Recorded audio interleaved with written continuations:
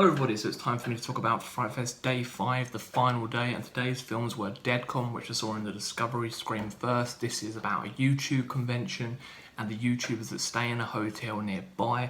One of them gets put in a room where something weird has happened in the past and now creepy things start to happen in that hotel room. This got the YouTube culture down to a T, and it had very minuscule jump scares and knew how to do creepy imagery without going over the top. It wasn't an amazing film, but for me it was a good start to the day.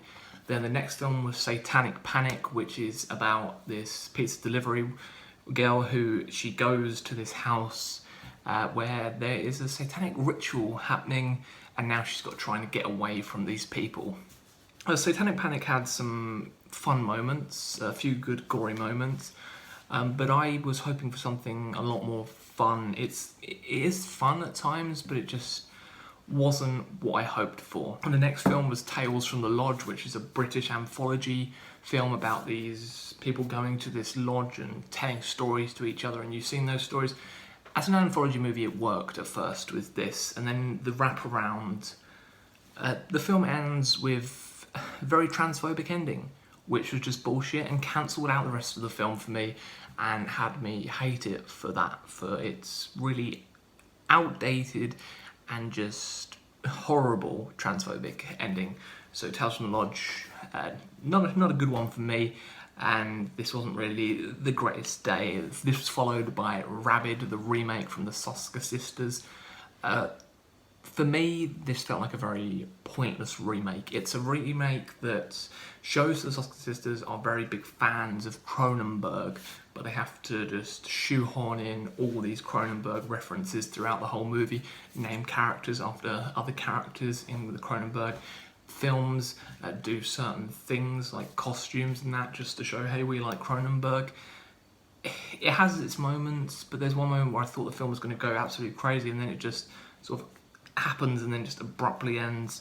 This is one that I was really excited for, but I just feel in the end that it was quite an unnecessary remake. If you want to show that you love David Cronenberg, just make a different movie, and you know, you can do Cronenberg references in there, but make your own sort of movie. But yeah, I just didn't think Rabid was a good remake in my opinion. Then we closed the final day with A Good Woman Is Hard to Find, which is about this woman whose husband has been killed, and now she is trying to find the killers.